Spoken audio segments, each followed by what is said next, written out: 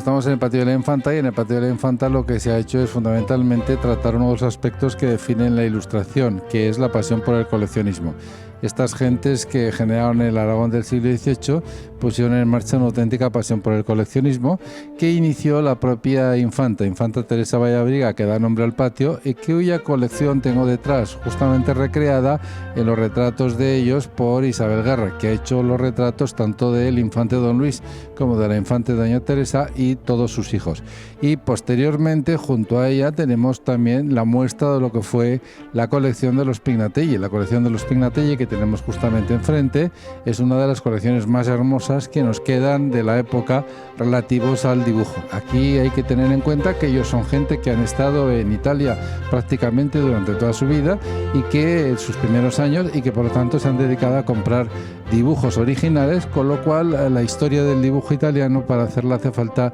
venir a ver la colección de los Pignatelli. Es la primera vez que se expone completa y es una colección que es propiedad de la Real Academia de Bellas Artes de San Luis, a la cual se le donó por parte de don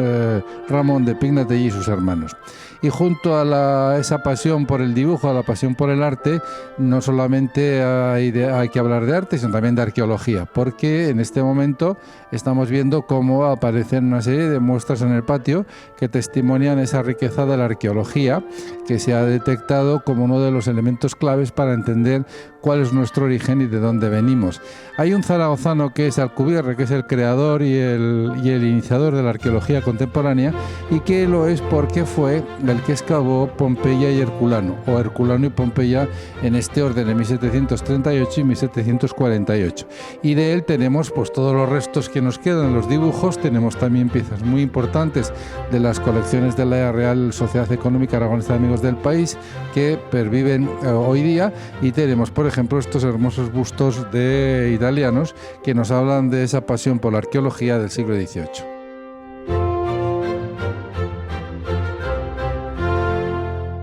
Junto a la pintura, junto al dibujo, junto a la arqueología, la otra gran pasión de la gente del siglo XVIII son los libros. Y evidentemente hablar de libros en la Zaragoza del siglo XVIII hay que hablar necesariamente del Marqués de Roda, que es el hombre que crea una de las grandes bibliotecas que hay en la España de aquel siglo, y que además al morir quiso que viniera a Zaragoza íntegra. Y esa biblioteca ha descansado, ha sido custodiada en Zaragoza, en el Real Seminario de San Carlos, propiedad del Arzobispado de Zaragoza, que la ha mantenido, que la ha cuidado, que la ha mimado y que nos permite adentrarnos hoy día en lo que fue una de las bibliotecas más importantes del siglo XVIII. Para que ustedes tengan una idea, bueno, les podría decir que es una biblioteca en la cual los papas autorizaron a leer los libros secretos.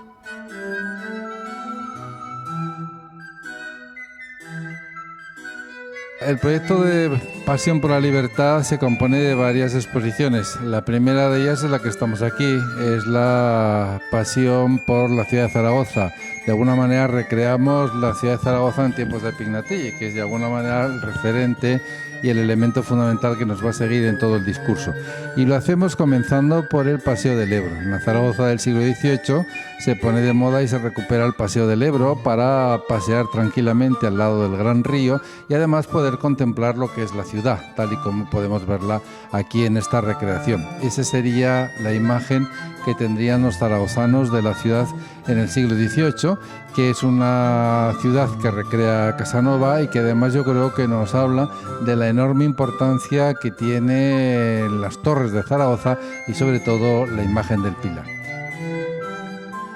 Estamos en la Ribera, estamos recorriendo el barro y las tierras de la Ribera y vamos avanzando hacia lo que es la historia de la ciudad. En esta recreación inicial vamos a hablar de Zaragoza entre 1700 y 1800 a través de una línea histórica, de una línea del tiempo que es la que tenemos aquí, en donde podemos ver acontecimientos importantes, por ejemplo acontecimientos como las últimas Cortes aragonesas presididas por la reina María Luisa, o podemos ver también cómo se excava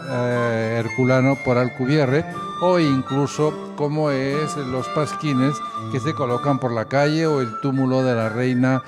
María Luisa de Saboya. Pero también vamos a ver en este cuadro lo que son las grandes figuras, empezando por el conde de Aranda, el duque de Villahermosa, el deán Hernán de la Rea, Nicolás de Azara, Martín de Goicoechea, Ramón de Pignatelli, José Latasa, San José de Pignatelli, Félix de Azara, Antonio Arteta o Francisco de Goya, que son las grandes figuras que gestionan de alguna manera este siglo XVIII. Pero no solamente ellos, sino también gentes de otro tipo. Por ejemplo, el famoso torero Martincho de Farasdués, que inaugura el Coso de la Misericordia, que lo crea Ramón de Pignatelli. Siempre volvemos a hablar de Ramón de Pignatelli porque es una figura de primer orden que lo crea para poder mantener el hospicio de los niños pobres. Y además Ramón de Pignatelli es el que culmina un proceso apasionante que es la traída del agua a Zaragoza con la Fuente de los Incrédulos, que inaugura en 1786 y que además la inaugura y la llama Los Incrédulos porque él decía que lo que le duele no es lo que trabaja, sino lo que no le dejan trabajar. Es decir, toda aquella gente que no creyó en que era posible que el agua viniera a Zaragoza. De este paseo del Ebro en el que estamos, con la tierra, con las flores, con lo que es la naturaleza, entramos a través del Arco de Santiago en una de las calles de la ciudad. Concretamente entramos en la calle de la Morería, una calle de la Morería, que es una de las calles típicas de Zaragoza, en donde nos encontramos con un espacio para vivir, un espacio en el cual podemos, bucear a través de una puerta y ver cómo estaban las peluquerías en el interior, o podemos ver pasquines cuando estalla el motín de broceleros en 1766, o simplemente podemos recrearnos en lo que es el espacio de una calle con sus anuncios de la Plaza de Toros, sus pintadas en contra del rey, o el arco de San Roque, que sería al final lo que abriría realmente esa calle. Una calle en la que tenemos peluquerías, tenemos tiendas con sus grandes lonas abiertas y tenemos tiendas de lujo como la que tenemos aquí, una tienda de lujo en donde se venden aquellas cosas que la nobleza y los grandes burgueses del siglo XVIII les gusta, los abanicos, las porcelanas o los libros, que constituyen de alguna manera, el símbolo de la riqueza y del triunfo social. Hemos entrado en el Palacio de los Fuentes. Los Fuentes, el título es el Condado de Fuentes y concretamente en este momento lo llevan los Pignatelli porque la hija del conde de Fuentes casó con un Pignatelli que es un príncipe del Sacro Romano Imperio, Antonio Pignatelli de Aragón. Evidentemente los Pignatelli se van a convertir en los líderes de esta sociedad del siglo XVIII porque además van a tener figuras muy importantes como el propio conde evidentemente de Fuentes, pero Ramón de Pignatelli, canónigo de la catedral, que es el que hace el Canal Imperial de Aragón o la Plaza de Toros para que tengamos un poco de referencia, o construye el Palacio Arzobispal, y por supuesto San José de Pignatelli, que es un gran santo zaragozano. Y aquí entramos en lo que es el patio, porque claro, en las casas de esta época lo primero que te recibe es el patio, en donde la nobleza ostenta su condición de guerrero al servicio del rey, y tenemos dos magníficas armaduras. Esta es una armadura de parada, que es una armadura del siglo XVI, que es una armadura de lujo, no para guerrear, sino para estar estante en un acto, en una ceremonia. La otra que hay en el patio sí que es una armadura de guerra. Y aquí al patio se abre el jardín del Palacio de Fuentes, que es un jardín que introduce en Zaragoza ese gusto por la naturaleza, no solamente como un elemento de bello, sino hay que tener en cuenta que en la naturaleza hay plantas que permiten ganar salud y que permiten curar la enfermedad. Por lo tanto, ese jardín se convierte en un elemento de distinción, pero un elemento también de utilidad. Y no hay que olvidar que este palacio fue ocupado por el mariscal Suchet, que es el palacio desde el cual se gobierna lo que podríamos llamar la dominación francesa, el reino de España en el norte de la península, y en consecuencia en este jardín eran auténticamente famosas las fiestas que hacía el mariscal Suchet.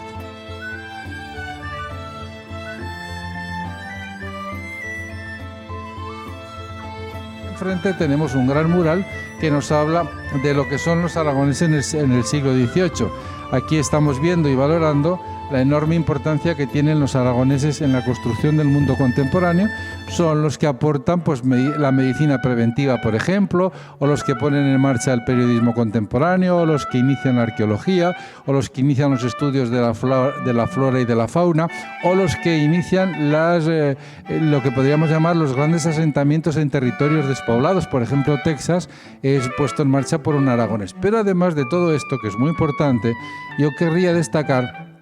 que hay una enorme influencia en los grandes procesos de la construcción del parlamentarismo europeo, con figuras como Antillón, por ejemplo, ya sea en Cádiz o sea en París, con el conde de Aranda, o incluso la influencia que tienen los aragoneses en episodios como la emancipación e independencia de las colonias inglesas de América del Norte, lo que va a crear los Estados Unidos de América del Norte, en donde el conde de Aranda va a jugar un papel importante. El conde de Aranda además va a tener relaciones con Franklin, va a tener una enorme relación con Franklin, que es uno de los líderes, como reconoces, uno de los padres de la patria, y con él se entrevista el 12 de enero de 1777, se entrevista en París, y a partir de ahí va a tener una enorme influencia, porque no hay que olvidar que el conde de Aranda es un hombre que tiene una gran amistad con los enciclopedistas, especialmente con Voltaire, y que entiende muy bien que el mundo contemporáneo hay que construirlo desde dos premisas: la educación y la libertad.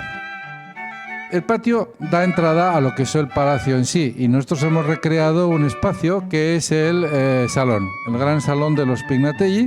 que yo creo que es una apuesta magnífica, porque si nos damos cuenta estamos entrando en ese espacio donde el mariscal Suchet gobernó el norte de España en tiempos de la dominación napoleónica en España, del rey José, o estamos entrando en un espacio donde se creó la Academia Zaragozana del Buen Gusto, que es una de las academias que avanza muchísimo, que se dedicaban fundamentalmente 40 zaragozanos ilustres de todos los campos a reunirse 2 veces al mes y a hablar sobre los grandes avances y sobre los grandes adelantos que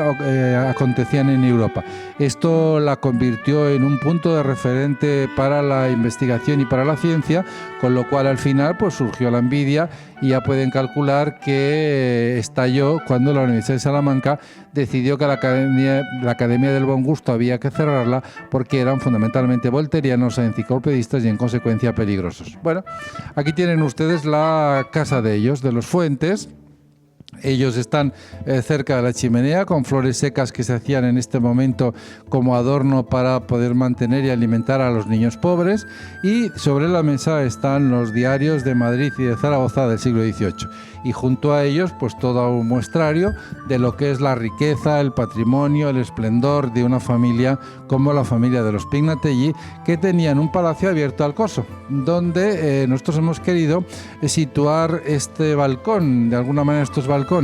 que son los balcones para que las personas que visitan la exposición puedan entender dónde están. Están en el Coso, están en la zona cercana a la iglesia de la Mantería, a la actual Escolapias de Zaragoza, y es un palacio que había sido muy importante porque en el siglo XVI había albergado nada más y nada menos que al rey Carlos V, al emperador, y a la emperatriz Isabel de Portugal. Es muy importante la riqueza del mobiliario. La exposición se compone evidentemente de cesiones de bienes de particulares, pero fundamentalmente de la Fundación Ibercaja, de la Real Sociedad Económica Aragonesa de Amigos del País y de la Real Academia, las 3 instituciones que tienen un origen común.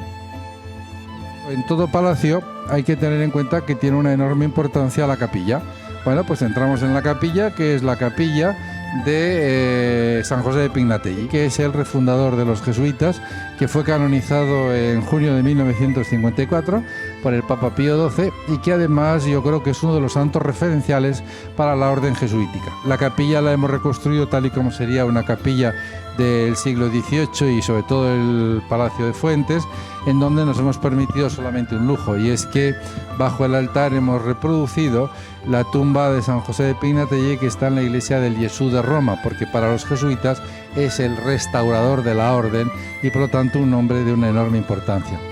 El patrimonio que nos acompaña es un patrimonio magnífico, pero sobre todo, si yo tuviera que destacar algo, destacaría la enorme calidad del mobiliario de la capilla, tanto el trono que tenemos allí como la marquesa aquí, que son dos piezas magníficas y que además nos hablan de cómo en las capillas, en este momento en las capillas de los palacios, las gentes que venían a meditar o a rezar o a leer se sentaban en los laterales, y aquí en la tranquilidad y en la paz de esta capilla, contemplando todo este hermoso patrimonio, pues podían rezar y podían trascender. De alguna manera es el espacio que faltaba para concretar esa enorme aportación de los Pignatelli a Zaragoza y al mundo que acontece en el siglo XVIII.